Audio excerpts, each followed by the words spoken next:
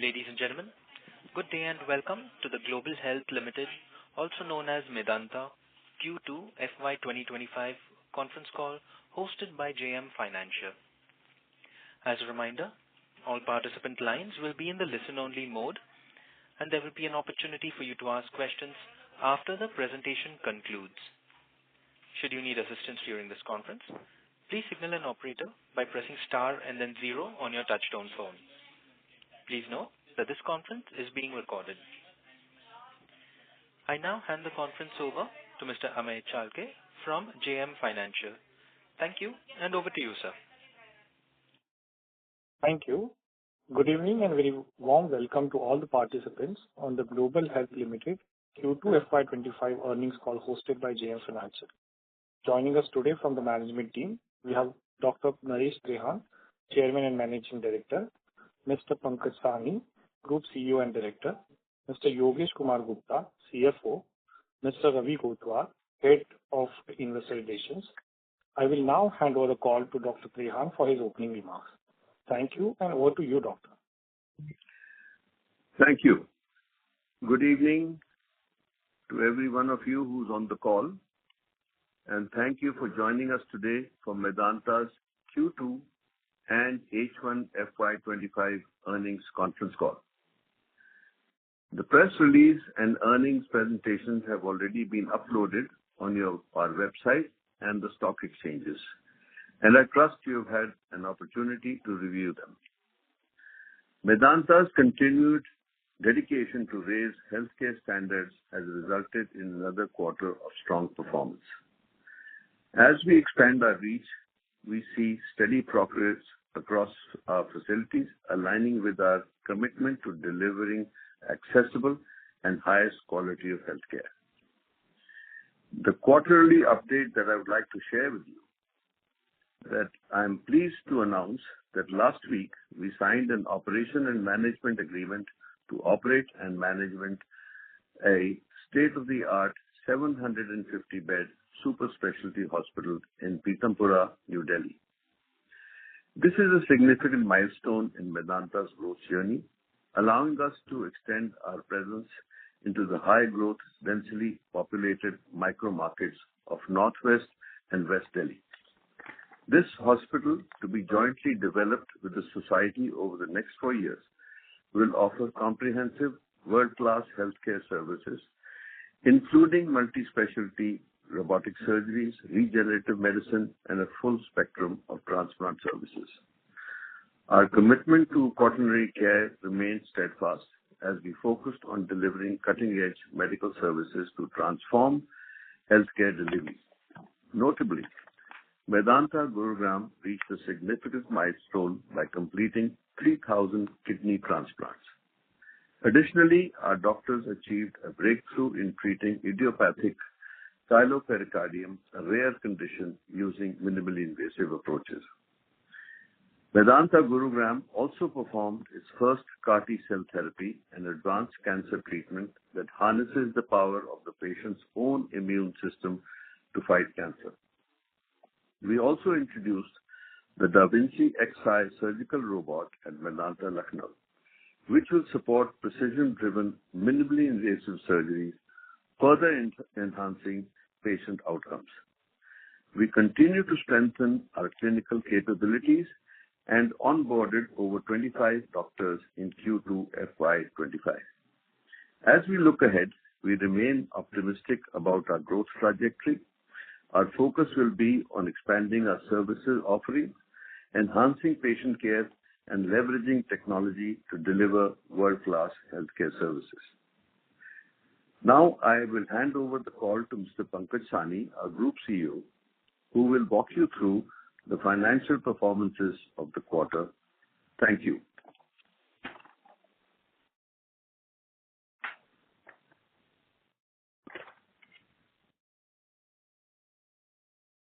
Excuse me, sir, this is the operator. If you are speaking right now, you are not audible.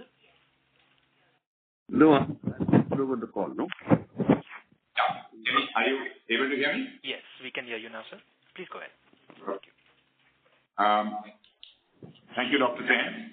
Good evening and welcome everyone to our Q2 and H1 FY'25 earnings call.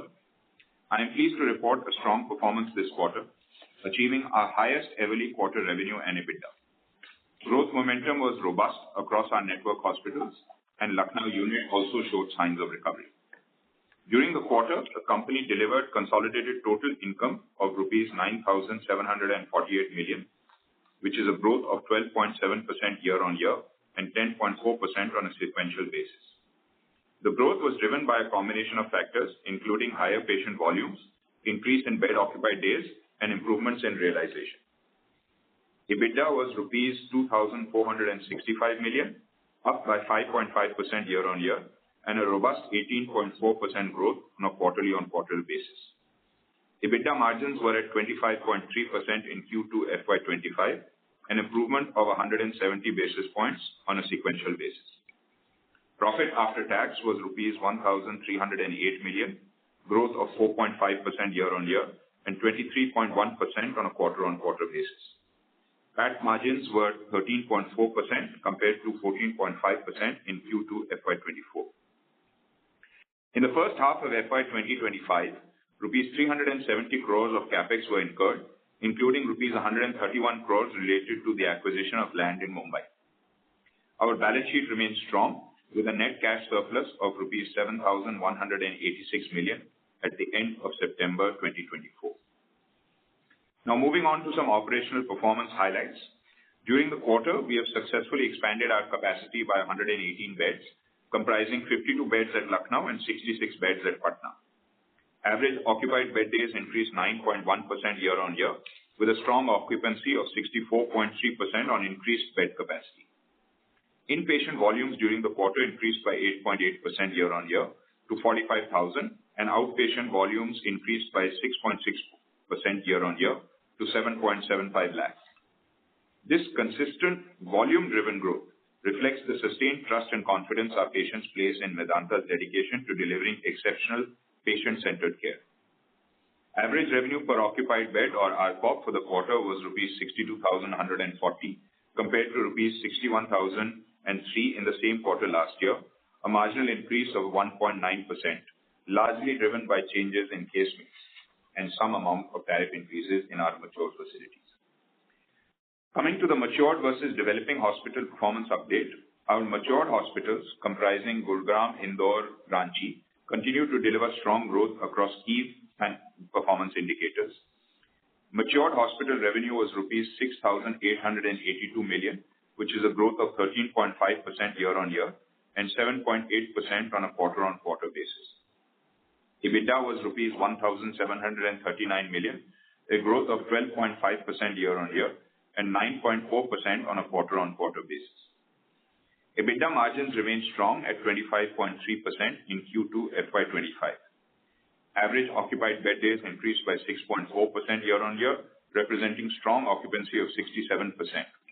ARPOB grew by 6.2% to rupees 67,059 in Q2 FY'25, driven by tariff increases in Gurugram and Indore and changes in our case mix. Coming to the developing hospitals, which include Lucknow and Patna, delivered revenue of rupees 2,754 million, which is a growth of 4.2% year-on-year and 16.2% on a quarter-on-quarter basis. EBITDA was rupees 823 million, down by 8.2% year-on-year, and a strong growth of 41.7% on a quarter-on-quarter basis. EBITDA margins improved from 24.5% in Q1 FY'25 to 29.9% in Q2 FY'25.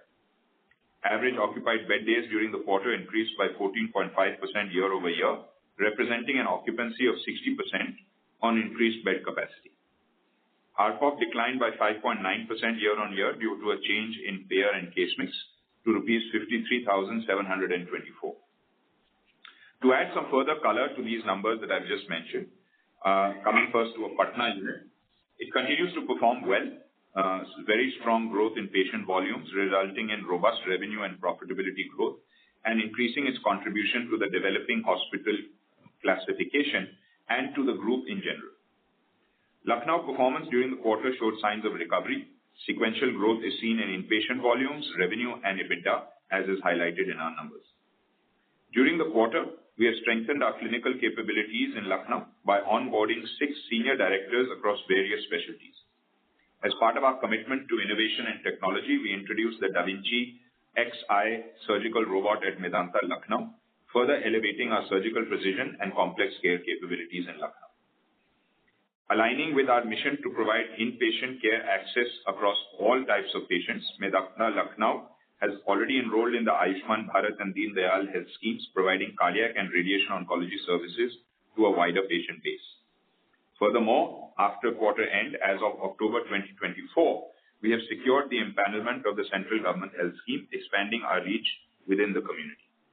We continue to make further investments in medical equipment and clinical talent additions at our Lucknow unit.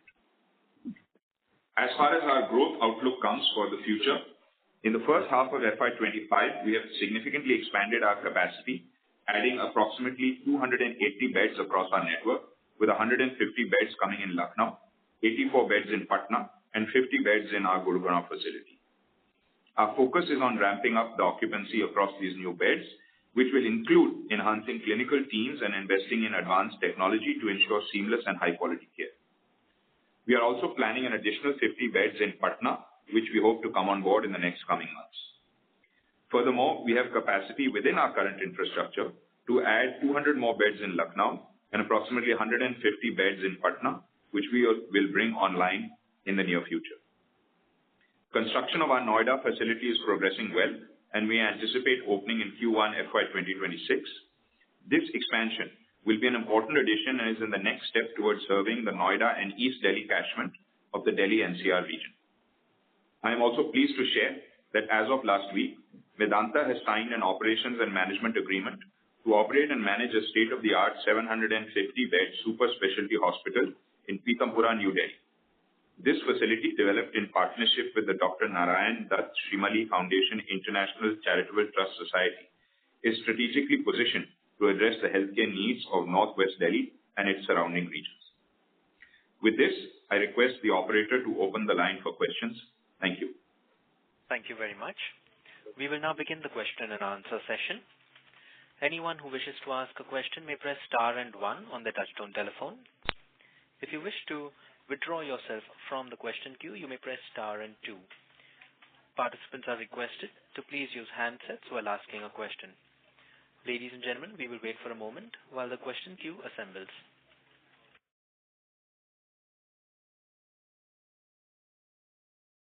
We have the first question from the line of Tushar Manudhane from Motilal Oswal Financial Services. Please go ahead. Yeah, thanks for the opportunity. Sir, firstly, if you could highlight the surgical medical mix for developing hospitals for the quarter. Sorry, Tushar, could you repeat that question? There's a little bit of background noise. You want the surgical medical mix? For developing hospitals. Not sure that I have that number off the top of my head, Tushar. But if you look at our revenue mix, approximately 21% of the quarter's mix is in, and this is for the group I'm talking about, not developing, is in cardiac. 12% is GI and gastroenterology, and about 14% is cancer. This is on our investor presentation in the revenue mix slide on slide 11. Now, I didn't mean the case mix wise. I meant there has been decline in ARPOB, but the revenue has grown, which implies that the volume has grown significantly for the developing hospitals. So maybe there has been a higher proportion of OPD. Is that the way to understand? And hence the medical mix is higher for the quarter for developing hospitals? No, I don't think there has been a significant change in our OP to IP mix. I think that there are 2 points, as I mentioned very briefly. One is that in the developing hospitals, we include Lucknow and Patna. Obviously, Patna has grown very well and has continued to add a greater share of the total revenue for the developing hospitals. And as you're aware, Patna has a lower realization and therefore a lower ARPOB. So to some extent, the developing hospitals will have a dilutive effect on the ARPOB as the share of Patna increases in that portfolio pool. Now, our Lucknow hospital actually has completed 5 years in November. So that, I guess, in many ways is now moving from being in the developing stage to being in the mature space if you use the 5-year timeline. But that is one of the reasons. The second reason is that, we have definitely, as with every other institution, seen a lot of growth in our cancer work. And as you're aware, the cancer work is maybe at a slightly, more medical orientation if you take medical oncology or radiation orientation. Although this may add actually to an increased ARPOB because the length of stay of some of these patients is lower. So I think that the major reason which you will find for the ARPOB share change is because of the increased mix of Patna in the developing hospital portfolio. Got you, sir. And from a capex point of view, Indore project is also sort of stuck because of the litigation. Delhi project is also, if you can clarify how temporary the halt is. And given that we have new Pithampura project and the Mumbai project, so if you could, lay out, the kind of capex outflow for, say, second half 25, 26, 27.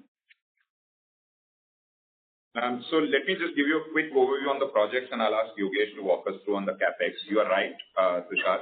There has been a delay in both Indore as well as our South Delhi project, and that is unfortunate even as far as we are concerned. Our Indore project, as you rightly pointed out, is stuck in litigation. We are, of course, exploring all other as well as current opportunities in Indore. And our DLF project, or a project in partnership with DLF in Delhi, is very much on track. Unfortunately, given some of the pollution challenges in Delhi, we have been a little constrained on some of the construction activity. But that project will happen, although it is delayed as well, unfortunately. But that project is fully on track as far as our intention and our partnership continues. Yogesh, let me hand over to Yogesh, who can maybe share some of the capex numbers for the next few years. So capex numbers, I think we have already shared this on the slide 23 of the investor deck. If you see that what we are maintaining here is that there will be about 470 crores of capex on the existing units, and then the 500 on the Noida, which will be done in the somewhere Q4 and Q1 of the next financial year when we order major medical equipment, etc. South Delhi and Indore is something which will delayed little right now. South Delhi may come up, but Indore is delayed for a longer period. Rest, Mumbai, Pithampura, medical school, guest house, all these projects will get spent maybe equally over next 3 to 4 years. For hospitals, major chunk of medical equipment will get spent in the last part of the development of those hospitals. So we haven't broken up right now into the financial year wise as you asked, but what we have given is the overall spend on these projects. And except for Indore and South Delhi, where we don't know right now how much time it will take, but all other projects will get completed in the next 3 to 4 years. Got it, sir. I have some more questions. I will come back. Thank you. The next question is from the line of Damayanti Kerai from HSBC. Please go ahead. Hi, good evening, and thank you for the opportunity. My question is again on status of DLF and Indore. So Indore unit you mentioned is pushed slightly longer, but on DLF, can you clarify by when we should be getting complete clarity on all the aspects, whether it's environmental or some other pending issues? So if it comes to the DLF facility, if you recall, I may have mentioned in our last quarter earnings call that we were going to proceed with the barricading and soil testing of our site there in South Delhi. That work actually got stalled because of the pollution requirements in Delhi, and so that has created a little bit of delay. But that work we will commence. There is no other major challenge there on one part of that. On the other part of it, we are actually working out to see how we can look at addressing some of the concerns that exist with respect to the site and some of the challenges that may be on the site. But the work will progress and the project will progress. I would say that if you look at it on an overall basis, I think it's probably been approximately 1 year that this project has been delayed because of the various compliances and approvals that we've been trying to get. But the project will continue and is on, but delayed. As far as the Indore project goes, I think there the situation is a little bit more ambiguous, and that is why we have also commenced alternative thoughts in Indore to see how we can look at expanding our capacity. But we continue to work with our partners there to resolve these legal issues and continue to work with them to try to get these cases expedited. And as you may be aware, I mentioned in the past, currently the landlord has won the case which people had put against, saying that there was an inappropriate transfer, etc. So we are just waiting for the appeals process to play itself out before we go ahead there. But little bit less visibility, frankly, in Indore than in Delhi. And that's why we are looking at what all other options can be played out in Indore. So, just a clarity on DLF. So, you have 2 blocks, right? And you started work on one side, and then you're waiting for some clearance on the other block. Is that the situation? Correct. Right now, we are waiting for the Delhi government pollution card requirements to be to allow for construction and to begin the soil testing. Sure. My second question is on your margin profile for the developed hospital cluster. So, I guess it's more consistent at mid-20s. So, do you see more scope to improve from these levels, or this is more steady level which should continue ahead also? So if you look at the developing cluster, you will see that the margins. Sorry, you were talking about the developed cluster, right? Yeah, developed one, mature one. Mature. So if you look at the matured one, you will see that, the margins have moved around 25, 25.5, 25.3%. So yes, if you look at the last several quarters, it does appear that they are reasonably stable. I don't want to say, though, that there is no opportunity to become more efficient. I do believe that there is always an opportunity to become more efficient. But, we've repeatedly maintained this stance that we would like to ensure that we are able to provide the patients with a very reasonable price of care and given the quality and the services that we offer. So we have not gone all out to, jack up the tariffs, and you would have seen that over not only last quarters but last several years. We've been very, very conservative with tariff increases. So, of course, there are opportunities. The question is that, how aggressive do you want to be just to extract every last basis point of margin? I think that we feel that a slow and steady approach is much better. But yes, there are some efficiencies that we believe that we can look into. Although when you look at the industry trends in terms of material costs or manpower costs, we seem to be very much in line with some of the, best-in-class peers. So, and my last question is on your empanelment proceeding in Lucknow. So you mentioned you are done with Ayushman, Deen Dayal, and maybe CGHS. So out of the total bed, how much is currently going for these patients? No, so we don't have any bed allocation for these patients. So it is not like we reserve X% of beds for these patients, like some of the, lease requirements in certain hospitals in Delhi and other areas. There is no such requirement for any beds. This is really a function of, how patients come and how we want to service them and how the various specialties apply. I think the larger thought is that our intention has always been to service every kind of patient from every category. And we had maintained always that once we reach a certain bed threshold, which I think in March we had crossed the 700 number or thereabouts, that we would go forward with all these various empanelments to ensure that our reach is higher. I think if you look at our payer mix across the group, as well as even if we look at it on a developing versus mature hospitals, I think almost 80 to 85% in Lucknow, probably even higher, business is coming from cash and TPA. So, like we've always said, 10, 15% if you do, business at scheme rates, nothing wrong. So that's helpful. Thank you very much. Thank you. Ladies and gentlemen, if you wish to ask questions, you may please press star and 1. We have the next question from the line of Alankar Garude from Kotak Institutional Equities. Please go ahead. Hi, good evening, everyone.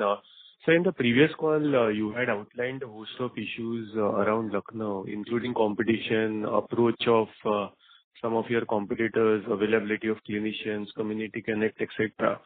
So while there would have been a seasonal benefit at Lucknow in this quarter, similar to the other facilities, can you comment on how has been our progress in addressing some of these challenges seen over the last few months? And what are our expectations going forward? Yeah, sure. So, you're right. In the last quarter, I had mentioned a couple of improvement opportunities that existed for us as a group, specifically in Lucknow. And if you go through the last couple of quarters, you will see that there's been some fairly aggressive clinical talent additions in Lucknow. So that was one intervention that we made. And by the way, we will continue to make that. What we're finding actually is that, as happened in every other city where Medanta has opened, the baseline of healthcare has improved because we have gone in, we have set up a new system. Doctors have come from all over. Other hospitals have imitated us and come following us into the various catchments that we've gone into. And that actually is good because it elevates the quality of care in the community. It elevates the health ecosystem of that community, and that correspondingly transfers to greater availability of clinical talent and so on. So we have done aggressive hiring. 6 department heads have been hired in the last 3 months. And we continue to do aggressive hiring, and you will see that playing out as we move forward, not only in quarters, but over years, actually. The second thing that we've done is that there's been a pretty significant amount of investment. And we had mentioned in the last call that, we don't look at this quarter to quarter. We invest for the long run, and we've invested both in terms of a, Da Vinci Xi robot recently, which is the most visible equipment, but other equipment as well, which may be less known. And we continue to do that into this quarter as well across the specialties. So that's the second thing, which is investment in medical equipment. The third thing is that, we've continued the bed build out. So you will see that every quarter some beds are getting added, and we will look at how that bed build out should continue, but also looking at adding in newer specialties that we may not have. So to give you a very small example, we did not have a ophthalmology service maybe 6 months ago at all. That has been added now. We have 2 senior doctors that we brought on board. And so it's a very small example, but an example nonetheless. Similarly, there are other departments which we did not have or had at some scale, and we have added those in. So the service offerings have increased. That's the third thing. And we hope to continue to increase those service offerings as we move forward. The fourth thing, as I mentioned, is that, obviously we have got a greater sense of touch base with the community. We've already signed up several residential communities where we now have our implanted clinics. I think soon we will be in double digits in that, and the idea is to take that forward. We've connected with very, close by and community-based nursing homes, doctors' hospitals, etc. So almost 100 touch points on that front. And so there's a lot of action which is happening at the community level itself. Not to mention the increases in our awareness, etc. Also, we are now 5 years in Lucknow. This November, we would have completed 5 years in Lucknow. So this entire, you can say, success, commitment, the embrace that we have received from the Lucknow community over 5 years is something that we very much value. And we are not in this for even, 5 years. We are in this, for the next 500 years. So the way we want to think about this is, what do we need to do to continue to scale up? So I personally believe that there's a lot more to be done. We are by no means over in the work which we need to do in Lucknow. At the same time, we see a lot of positive momentum and a lot of excitement in the unit as well as in the city. But once again, if I take the example of Gurgaon, we've been running this facility for 15 years. Over the 15 years that we've been in Gurgaon, there's been multiple quarters or years where things go up and down. So I don't think that worries us too much. We've got to keep our head down and focus on what we stand for, which is to continue to deliver very high-end care at the right ecosystem, right values, and hopefully at the right price, which our communities and our patients can afford. That's very helpful, Pankaj. A couple of follow-ups there. One is, in terms of competitive intensity, what is your assessment now? Are we in a slightly better position today as far as the market is concerned versus 6 months back, or it has only got worse? Any thoughts on that front? That's one. And the second question is, from a margin perspective in Lucknow, of course, we have come down a lot from our peak levels. I think last time you had mentioned that the recovery will be gradual. So some of these initiatives you spoke about, should we expect the recovery to continue to be gradual as far as our margin trajectory in Lucknow is concerned? I think, Alankar, after having interacted with me for so long, you'll always know that my answer will always be that everything should be gradual. Nothing should be in, radical terms. So I would not like to answer that question any other way but to say that, look, everything that we do moves the organization forward in the right direction. The financial results that come out at the end of it are an outcome of our efforts. We don't run the company to deliver only the financial results. So I would say, look, allow us the time to get all the things that we need to do to make Lucknow finally a 1,000-bed mature facility. We are still not there. While it has been 5 years, it's still a growing facility. We are still adding talent. We are still building beds. We are still adding equipment. We are investing in cath labs. We are investing in robots. We are investing in OT build-outs. A lot of action is happening there. So I don't necessarily think that these things can be tracked. Now, let's say I start a new department. If that department takes off, very suddenly, it's very hard to predict. If you bring in a new doctor, that doctor takes 6-9 months to get up and running, that's absolutely fine. So I don't think that it's very easy for us to lay that forward, and neither are we hiring the clinician thinking that who can give me, a financial return in next 3 months. We look at hiring exceptionally talented doctors that will be with us for, as long as possible and deliver very high quality care. So that's how we've looked at it. That being said, yes, we've had a fairly positive momentum shift, potentially at faster than what other people would have expected. But it is not like we had a timeline in mind for this. We said, let's put our head down and get things fixed, especially where it was not done. And one of the most significant feedbacks, as you rightly mentioned, was this absence of a community connect. If you ask me, are we done with our community connect? I would say no, not at all. We are just getting started. So I think that there's a lot more to do, and I would urge that people look at us as a more stable growth organization than radical organization on that front. The second thing that I would say is that when you look at the margin profile of Lucknow, as you are aware, we have a model which our doctors are all full-timers and are kind of on fixed model. So obviously the volume growth has a very disproportionate impact on margin because our marginal cost to serve every incremental patient is potentially lower than others. So you can see that very clearly in the numbers when you look at quarter to quarter. As the volumes increase, we do believe that the margin profile will improve.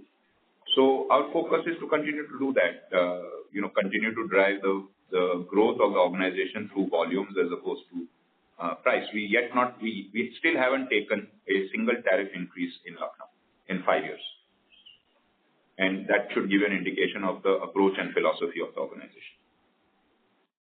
Fair enough, Pankaj. That's helpful. The second question is, you briefly spoke about the ups and downs over the years at Gurgaon. Now, if you look at the next 3 to 5 years, there are roughly 3,000 beds coming up in the city by leading multi-specialty chains. So while we might have seen intermittent competition over the years, the intensity of competition coming up over the next, say, 3 to 5 years seems to be much higher than what we have ever seen in the past. So, firstly, how do you expect the supply-demand equation to evolve in the city? And secondly, how do we plan to ensure minimum doctor attrition in the market? Thank you. Okay. So let me try to break that down into, I think, three different questions. The first one, let's talk about how do we think about the competition in the city or the Delhi NCR region. I think the first very important point is that, we have to think of Delhi NCR as multiple different cities. So West Delhi behaves very differently from Noida. Noida behaves very differently from Gurgaon. And I would assume that even Gurgaon behaves maybe differently from, say, South Delhi or East Delhi. So really, Delhi with such a huge population, or the Delhi region with such a huge population is really multiple catchment areas within itself.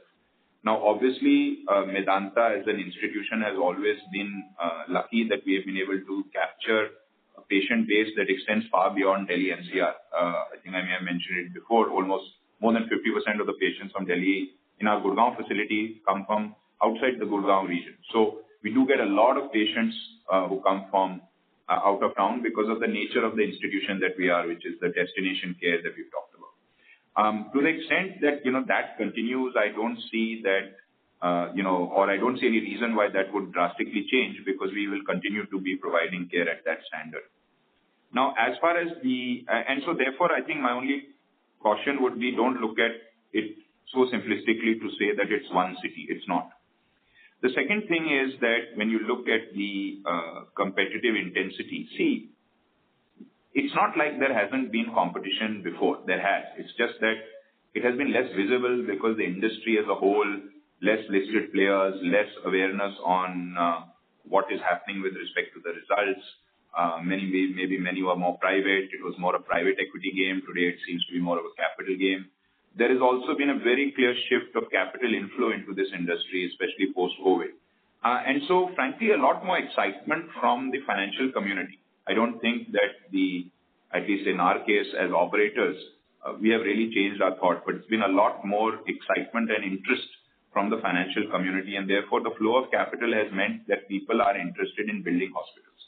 Now, as I've repeatedly maintained, building hospitals is easy. It just takes money and land. Running hospitals is far harder.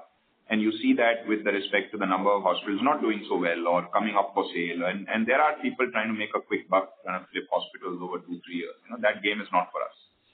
So there will be this game that will happen. Keep in mind, adding capacity takes time. It takes 3 to 4 years to build out a hospital. It takes another 2-3 years to get that hospital stable. So it's not like all this capacity is coming tomorrow. Most of the capacity that has been announced, including ours, it has to come from the ground up. So you're talking 3-4 years before it's built. So if you look at the portfolio across healthcare chains, it's not like this capacity is coming on board in the next 6 months. It will take time. And even after it takes time, there will be a gestation period. So I don't worry at all about the capacity because the amount of time it takes, there will be a huge demand. Today, if we complete all the capacity announced by every player tomorrow morning, it's still less from a supply-demand point of view. So supply-demand doesn't worry me at all. And the last point that I will say is that, look, the push towards quality healthcare is very real post-COVID. The paying power as the economy grows is improving. People feel the need for high-quality care. These are all very, very positive signs for the industry and for the economy and for the country. And again, I take you back 15 years ago when Medanta Gurgaon opened, people used to ask, what are you doing in Gurgaon? And today people talk about Gurgaon as a healthcare hub. I mean, who do you think made it the healthcare hub? It is people like us, people like other peers who have come and built into these institutions. So the creation of these healthcare hubs is a good thing. It will add clinical talent. It will add availability of high quality care for the communities. And hopefully it will become a destination not only for India, but for patients from around the world. So I'm not at all worried. I think whatever is happening in healthcare growth is a good thing. And I think that if we double or triple it, it's still not enough for a country like us. Thank you, Pankaj. I had a small follow-up, but yeah, maybe I'll come back in the queue. Thank you. Sure. Thank you. The next question is from the line of Sumit Gupta from Centrum. Please go ahead. Thank you for the opportunity. So one question on the matured hospital. So just on the airport side. But your line sounds a little muffled. If you could change the mode of your handset. Hello, am I audible now? This is much better, sir. Please go ahead. Yeah. So just want to ask on the matured hospital side, so, like, what is driving the overall ARPOB growth? So is it the mix change or what, and what kind of price hikes that you have taken? So I don't know if you had kind of followed some of our earlier calls. For many years, right after COVID, we hadn't taken much of a tariff increase. In fact, zero tariff increase. Starting, I believe, January 23, if my dates are correct, we started to take small amounts of tariff increase across different specialties, and that continued almost for a year. And that also includes some of the renegotiations with the insurance companies. So some of the growth which you're seeing in realization is because of the tariff increase that we took, over the course of, let's say, last 1 year, which is playing out both on the cash as well as on the insurance side. The other part of it is that, there has been some amount of movement towards complex work. So we now actually have, as I mentioned in the comments, a second robot, Da Vinci Xi robot in Gurgaon. So we are running 2 robots here. In fact, we used to have 3, and we may even add more than that to really build out a complete robotic program. So the complexity of the case mix is also played out as one of the reasons. And as you start to get more and more complex work happening, you see that the ARPOBs or the realizations will grow. So I would say that it's a combination of a tariff increase that we've taken in Gurgaon and Indore. We haven't yet taken it in Ranchi. And some amount of increased complexity of work, things like robotics, things like some of our other complex procedures. TAVI procedures have grown very significantly in cardiology. So we are CAR-T-cell is another example of a complex procedure in medical oncology and hematology, etc. So I think it's a combination of both of those things is what I would say. Understood, sir. And the second question on the margin side of matured hospitals only. So over the next 2 to 3 years or 4 years down the line, how do you see the overall margin profile of matured hospitals increasing, considering you have deploying all the robotics and everything, improving the ALOS? So just want to understand on that as well. So I think we have to look at the overall margin profile of the matured hospitals in light of 3 things. The first is that, today we are operating these facilities at somewhere around a 67-68% occupancy level. So if you think about, given our model, as I mentioned earlier, of fixed cost, every percentage point or 2 of increased occupancy obviously adds disproportionately to the bottom line because of the marginal profitability model. The second thing, as I mentioned, is that if I look at it objectively, there are probably, some inefficiencies in the system, whether it is material cost, whether it is manpower cost, etc., that can be pulled out of the system. And we should work on doing that. We've already started some activities on optimizing things around supply chain, etc.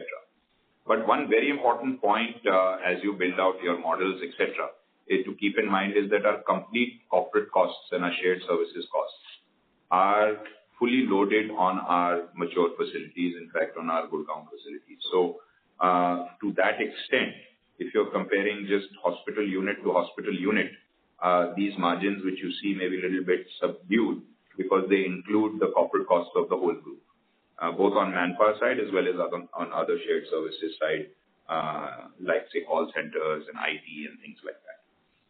So these are the 2-3 things. The other thing that I would say is that, look, we do believe that we should continue to remain conservative in our tariff increases. Obviously, the easiest way to bump up the margin is to take more aggressive tariff increases. If you look at our list tariff, we'll still be pretty low compared to some of the other players in the NCR region. But I would not assume that we will use tariff as an overly aggressive lever just for the sake of boosting margins. I don't know if that answers your question. Understood, sir. Thank you. Thank you.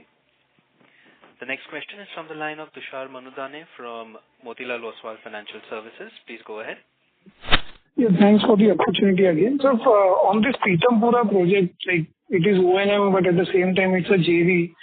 So, if you could just firstly, help us understand in terms of the overall project CapEx, and out of which, let's say, we are going to spend 600, and what kind of regulatory approvals would be required for this project? If you would share some more details related to this project. Thanks. Sure. Just to clarify, Tushar, the project is not a JV. It is a pure O&M transaction. The building, the land, everything will continue to be in the hands of the society. We have a contract to operate that. In fact, there was a complete process that was run by the society. We have been able to win that contract to operate this. And like with any other O&M, there's kind of a rent and a revenue share that will be paid out to the society. And we will have the complete autonomy for running the medical operations. But the society will continue to be the owner of the land, continue to be the owner of the building. And all the, you can say basic licenses which are pertaining to the site or the property, those will be, kind of obtained by the society, and we will obviously take all the responsibility of the complete medical and operational aspects of the hospital. The site, as you would have read in the release, is about 7 acres. The society actually also has a Ayurvedic facility over there, which they have the desire to scale up. And so on the same site, they may be, putting their services in, which we've always believed is very complementary to us. But on the allopathic medicine side, Medanta will be running it as a pure O&M with a rent or a revenue share kind of a model being paid to them. And this Ayurvedic hospital will be outside of the allopathic hospital of 750 beds. So it's not that they will... Yeah, so that will be outside of the scope of this contract. The society continues to run that on their own. As far as CapEx, I would assume that the partner would be putting in somewhere 200 or maybe a little bit more, 200, 250 crores of CapEx, because they'll be putting up the civil structure, etc. And we will be putting in the services and the medical equipment, and of course, the finishings to operate it. Understood, sir. That's it from me. Thank you. Thank you. The next question is from the line of Alankar Garude from Kotak Institutional Equities. Please go ahead. Yeah, one question on Gurgaon again. Now, for any upcoming corporate hospital in Gurgaon, Medanta will be a key hunting ground for clinical talent. We had seen about 7-8 years back impact of senior doctor attrition in this facility. So the question is, how do we plan on minimizing the impact this time around? Yeah, I think, Alankar, sorry, you may have asked that question earlier. I forgot to answer it. My apologies. So you are right. We did see 3 senior department heads leave in 2016. And all the 3 senior guys came back within 2 years. Something must have attracted them to come back to us. That being said, I think there are 3-4 things. One is that, times are a little different now with the breadth of clinical talent that is available both within what Medanta has been able to develop, as well as what is available in the market or in the city. And interestingly, more talent continues to come into the Delhi NCR region. So I think that while talent is always in short supply and always the most critical, it's a very different world from what it was, say, 8-10 years ago. The second point is, and I did mention this, I think, in our last call, I do foresee in the industry across the board, not only in Delhi, this kind of, war for talent, so to speak, across not only clinical, but maybe even non-clinical areas. And I do believe that this is something that has the potential to, create this potential short-term orientation for increasing the cost on the clinical talent, or this idea that people will look to us to poach. But I would only, revert back to our last maybe 12 months or so. Forget now what's the exact timeline. In a hospital that's 13, 14 years old, we have still hired in very, very senior talent. If I recall, there was almost somewhere around 80 senior doctors that had been hired in last year in a 13, 14-year-old facility. So we have never stopped looking at high-quality talent. This is something that, given our size and our scale and frankly the growth that's coming up with our opportunities to move now talent across various parts of NCR and various parts of the network, we will continue to hire aggressively. But yes, we will, I'm sure, be a hunting ground. I guess in many ways we should look at it that we should be flattered that people feel that Medanta has the best clinicians around and they want to come and get them for us. But equally, we get a lot of positive impact from our clinicians saying that this is the most doctor-friendly institution in the healthcare space.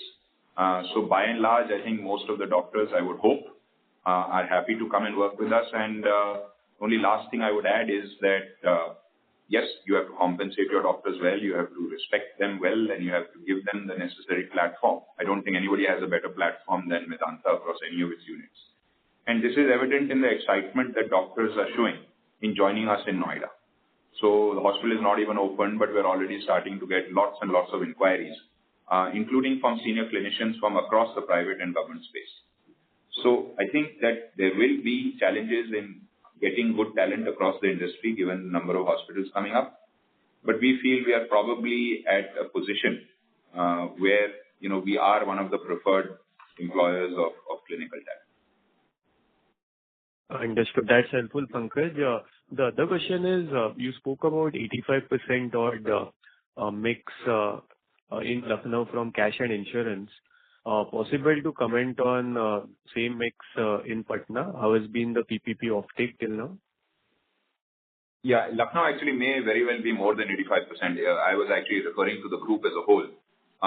Lucknow, I would say, has very little scheme business because we haven't even, I think the numbers which you are seeing in September don't even represent CGHS. We had taken Ayushman only in, I think, April or May. So very negligible scheme business, I would say, in Lucknow. I would assume it would be far less than 85%, but we can double check on that and get back to you. I think that in Patna, we started out somewhere around 10-11%, if I'm not mistaken, of the PPP business, which is the only kind of scheme business we have. I think now it's probably heading up a little bit more, maybe closer to 15-20%. But I think about 80% of our business is still cash and insurance in Patna. And this is as a percentage of volumes, right? No, I'm talking about revenue. I would assume that volumes would actually be more or less the same. Actually, the realizations of our PPP business in Patna are pretty high. 19% volumes? Yeah. So Yogesh tells me it's 19% is the PPP volumes. PPP volume and about 11%. 11% on revenue. 11% is the revenue. Fair enough. Understood. That's very helpful. Thank you and all the best. Thank you. Thank you. Ladies and gentlemen, if you wish to ask questions, you may please press star and 1. The next question is from the line of Amey Chalke from JM Financial. Please go ahead. Yeah, thank you for the opportunity. I have first question on the MedCity, where we are building guest houses and we are spending around 250 crore for the same. The way I see it will help us obviously to generate revenue from the guest houses as well as it will help us to improve our patient mix towards international patients or the outside patient. Is that understanding correct? And also in relation to that, if we can also provide international patient mix for the MedCity and number of guest houses we plan to, or the rooms which we plan to build through this 250 crore spend. Yeah. Yeah. So, you may be aware that the MediCity campus is almost a 43-acre campus across our Gurgaon area, with about 25 acres is the area for the hospital. And in the area which is the 25 acres, we do intend to put up a medical school also. So the actual area which is utilized for the rail hospital is only about 12.5 acres currently. That being said, let me first touch on the guest house. The guest house land, which I believe is about 6 acres of land, we intend to actually use less than half of it. And we intend to put up a service apartment or a guest house. And as you very rightly pointed out, it is not only for international patients, it is also for patients who come from out of town. Or to give you a very simple example, if you look at patients who come for chemotherapy, they may not even need to stay in the hospital.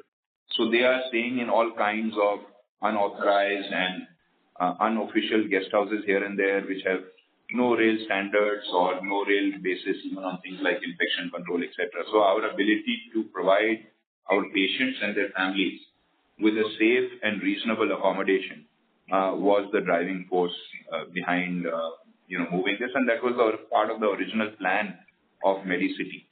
That's why the name came about, Medical City, right? And what we've done is that we've decided to go ahead and do this ourselves and actually work out possibly different types of rooms. Some may have even extended stay facilities. So in a scenario where you are running short of beds and patients could be discharged 1 or 2 days early, or they require some kind of home care or extended stay support, that also can be provided. So I think there are many, many options that are available to us how we actually utilize this facility. And, what you see increasing are the trends around extended care, elderly care, assisted living. So there are lots of options that play out once this facility is up. And then, of course, even some of the supportive facilities, a nice big hall for CMEs, etc. There are many things that add to the entire campus and fit in fairly seamlessly. So we feel pretty good about putting this up. 250 keys is what we're planning right now. And we see how it goes. Like I said, we are building on less than half of the actual land. So if it is a success, maybe we need to scale it up. Sure. What would be the rough timeline for this? Well, normally it takes about 3 to 4 years for anything to get up and running. Obviously a little less complex than building a hospital because you don't have operating rooms and all those fancy things inside. But I think 3 to 4 years is a good timeline for you to think about. Sure. And the second thing which you also mentioned is about the medical college. Is it any plan in place in terms of number of seats, anything, the spend, because that has not been disclosed on the presentation? Yeah, so the medical college is something we're very excited about actually. The reason it has not been disclosed is because, the drawings and the finalization of that is not exactly confirmed yet. We've actually put in applications to the state government for moving this process forward. And as you may be aware, subsequent to that, NMC will require to be, get the approval from. The way it works is that in your first year, you can only get approval for 100 seats. Now, that can scale up. There are some changes that are coming in the various guidelines for medical schools after the NMC has taken over from the erstwhile NCI. So earlier you could go up to 200 seats or so. I think now that number is 150, but you have to start with 100. That's the rule that we have. So if you think about it from the point of view of, 5-year undergraduate program, that would be, 500 students. Plus, if you think about a 2-year postgraduate program after that, and then a super specialized program. So I think these are things which are still being worked out. What we believe is that the medical school building will probably be somewhere around 4 lakh or 5 lakh square feet of build-out area. Out of the total 1 million square feet of FSI, which is left for us on the 25 acres of the hospital medical school area. So about less than half of that we are utilizing. And I think our estimate is that 4 lakh building like that should probably also cost somewhere around 250 crores, maybe thereabouts 300 crores, let's say you can budget. Sure. The third question I have is related to the ARPOB and the case mix movement in the second half. You expect it to be better for developing hospital, or what could be the trend in the second half for the developing hospitals? Sorry, just to clarify, not only for you but for everybody on the call, the investor presentation does actually have the capex laid out of 300 crores for the medical school on slide 23. Could you repeat your question in terms of ARPOB for? ARPOBs and case mix for developing hospital, you expect them to be better in the second half of FY'25? I mean, I don't know whether I would classify something as better or worse. The way I think about this is that the case mix is a function of three things, right? First is that, depending on what you're defining, first is the actual specialties. So, if you look at our last 6 months in Lucknow, there were certain specialties that didn't really even exist. One example is plastic surgery. This specialty didn't exist really.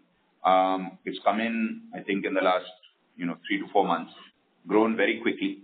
And so, to the extent that new specialties get added, I do see that the case mix may change. I don't consider one specialty or another to be better or worse, because I think it really depends on what metric you're looking at. If you look at ARPOB, you may say somewhat secondary care specialties with shorter length of stay may be better. If you're looking at how complex is the work, you may say that transplant is better but may have a longer length of stay. So I'm not sure what your definition is. The second thing is that depending on some of the clinical talent additions that we have, because in addition to new specialties, we are actually hiring second, third teams in existing specialties. And that will change as those specialties come on board. So obviously, if I hire a second doctor in cardiology or cardiac surgery or neurology, that grows as the doctor comes on board. So that will change over time. And the third thing, of course, is the complexity of the cases. So with a robot coming into Lucknow, you now have robotic cases, which wasn't there for the last 3-4 years. So that changes, although it's the same specialty, the nature of treatment within the specialty changes. I think that the way in which I would, answer this for us as Medanta and for Lucknow in general is that when we think about taking a hospital from 400 beds to 750 beds and then from 750 beds to about 950 beds, you are continually adding in what is the service needs and what are the patient needs of that area. Now, we did not anticipate, for example, two years ago or 1.5 years ago, this much of a demand for our mother and child services. But it has been far greater than what we anticipated. And therefore, we may give them additional space. In a similar scenario, we may see things as we build out from 700 to 900 that may change. It may move on. So we are not going to be adding in specialties or changing case mix purely to drive one financial metric like ARPOB or revenue or anything like that. It will be totally dependent on what is the need of the community and what is the clinical talent that we are able to put into place to deliver and service that need. The financial outcome will be what it is. Sure. Thank you so much. I will join it. Thank you. Thank you. Thank you. The next question is from the line of Sumit Gupta from Centrum. Please go ahead. Hi, thanks for the opportunity again. So just want to understand on the international mix part of revenue. So basically, like pre-COVID, it was at around 11 to 12%. Now it has moved to 6%. So going forward also, we can expect the international mix to be at around 6 to 7%, or you can increase it, considering the kind of bed additions also which are going to come in Delhi NCR majorly. Hello. Sumit, may we request you to please ask your question again? Yeah. So I was talking about the international patient revenue mix. So basically, pre-COVID, it was at around 11 to 12%. Now that we have, post-COVID, it is stabilized around 6%. So going forward, how do we see the international patient contributing to the overall revenue over the next 3 to 4 years, considering the majority of the incremental bed capacity is also going to come in Delhi NCR only? So, Sumit, I think first of all, let me just clarify some of the numbers. Pre-COVID was really only Gurgaon and maybe to some extent Indore and Ranchi. Right. So international business is only really in Gurgaon. As Lucknow and Patna contribute to the total pool, the share of international business will naturally reduce, and that's why you're seeing it as 6% because of the fact that Lucknow and Patna don't have any international business. Definitely, as NCR facilities come on board, there should be a increase in the share of international business that comes on board, because obviously Delhi will get a much larger share of international patients than Lucknow or a Patna. And there is now a airport coming up in Noida, which I'm told will get activated within the year. Then there is, Delhi facility that we have, which will have international patients. And of course, let's not forget our Mumbai facility, which will also have access to international patients. So I think as the units and the cities where those units are, that profile changes, our international patient profile will grow. That being said, international business is also dependent on a lot of external geopolitical factors. Afghanistan was a big source of international patients for India. That has become basically zero. These days, we see challenges in Bangladesh, which is another big source of international business. So I think that international business will be there. But, given what happens across various countries, that goes up and down as well. So obviously, the core will be the baseline domestic business. Understood. So just one follow-up. So basically, considering the geopolitical situation in Bangladesh, so how much of this Bangladesh contributed to your international revenue? Second is, if there is any negative, then have you shifted your focus towards the other countries also? So the way in which it works, Sumit, is that we regularly look at all the various countries that we can attack, right? And we try to look at certain newer, challenging markets. So, for example, Medanta gets a lot of patients from, say, Rwanda. Right now, this is not a very well-known country that sends too many international patients to India, but we index quite highly on that. Similarly, we used to be one of the only few hospitals that was getting patients from the CIS countries. As those markets open up, many more people have followed us into those countries, and this will kind of continue.